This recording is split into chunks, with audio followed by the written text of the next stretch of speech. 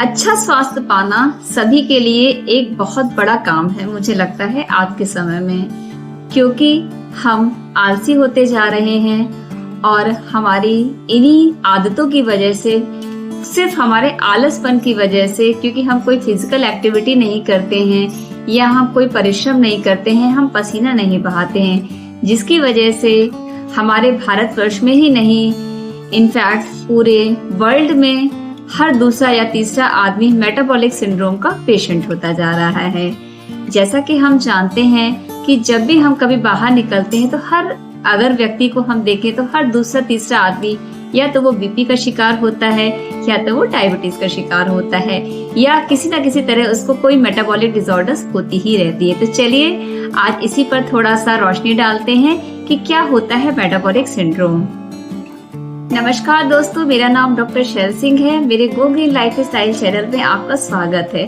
अगर आप मेरे चैनल पर नए हैं तो प्लीज मेरे चैनल को सब्सक्राइब कर लीजिए, लाइक कर लीजिए, शेयर कर लीजिए और कमेंट करते रहिए। मेटाबॉलिक सिंड्रोम एक ऐसा समूह है डिजीज का जिसमें कुछ क्राइटेरिया होते हैं, जिसमें कम से कम हमारी बॉडी जो है वो 3 क्राइटेरिया में फॉल करना चाहिए। चलिए अब मैं बताती हूँ आपको कौन कौन से ये क्राइटेरिया हैं। सबसे पहले माना जाता है कि किसी भी, चाहे वो महिला हो चाहे पुरुष, अगर वो पुरुष है तो कम से कम उसका जो वेस्ट सर्कमफ्रेंस है, जो नाभि से हम नापते हैं, उसका कम से कम 40 इंचेस से ज्यादा नहीं होना चाहिए। 40 इंचेस का मतलब है कम से कम 101 सेंटीमीटर। और अगर कोई महिला है तो कम से कम उसका 35 इंचेस या फिर 88.9 सेंटीमीटर से उसकी वेस्ट सर्कमफ्रेंस ज्यादा नहीं होनी चाहिए। अगर उससे ज्यादा है तो ये एक क्राइटेरिया बनता है उसका मेटाबॉलिक सिंड्रोम में जाने के लिए।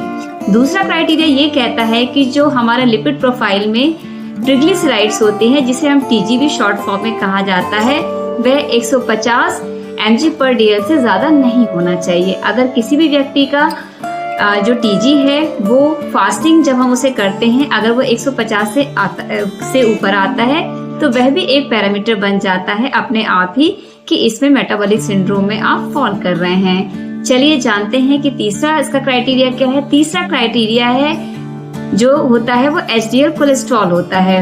एचडीएल कोलेस्ट्रॉल में भी माना गया है कि 40 से ज्यादा अगर आदमियों में और अगर 50 है तो 50 महिलाओं में, अगर इससे कम है तब भी ये एक क्राइटेरिया बनता है कि आप मेटाबॉलिक सिंड्रोम में आते हैं। इसी तरह से जो हमारी फास्टिंग ग्लूकोज है वो जो 100 से ज्यादा हमारी नहीं होनी चाहिए। अगर 100 से ज्यादा है हमारी फास्टिंग ग्लूकोज तो यह भी एक क्राइटेरिया है मेटाबॉलिक सिंड्रोम ग्रुप में आने के लिए। और जो आखिरी पॉइंट है वो है हमारा ब्लड प्रेशर। बहुत ही इम्पोर्टेंट पैरामीटर है ये। अगर किसी भी व्यक्ति का जो सिस्टोलिक ब्लड प्रेशर है वह, अगर आप जो नॉर्मल हम नापते हैं, जो नॉर्मल 120 होता है, अगर किसी भी व्यक्ति का 130 से ऊपर है और अगर डायस्टोलिक ब्लड प्रेशर है वो 85 से ऊपर है, तो ये भी एक क्राइटेरिया बन जाता है कि हम मेटाबॉलिक सिंड्रोम में फॉल कर रहे हैं। तो आप समझ गए होंगे इतने पैरामीटर्स में अगर हमारे 3 पैरामीटर्स में हम इससे आगे जा रहे हैं तो आप समझ लीजिए कि आप मेटाबॉलिक सिंड्रोम ग्रुप में आ जा रहे हैं। बहुत बार मुझसे लोग पूछते हैं कि मैम आप कैसे डिसाइड करती हैं कि मेटाबॉलिक सिंड्रोम ग्रुप में जो है स्टडीज में आ रहे हैं। तो यही एक क्राइटेरिया है कि इन 4-5 जो पैरामीटर्स में अगर हमारा पेशेंट 3 पैरामीटर्स में फॉल कर रहा है तो उसे हम अपनी स्टडी में इंक्लूड कर लेते हैं। इसी तरह की जानकारी के लिए मुझसे जुड़े रहिए, मुझे फॉलो करते रहिए। और अगर मेरा चैनल का कंटेंट आपको अच्छा लगे तो प्लीज मेरे चैनल को सब्सक्राइब कर लीजिए, लाइक कर लीजिए, शेयर कर लीजिए और कमेंट करते रहिए। Thank you.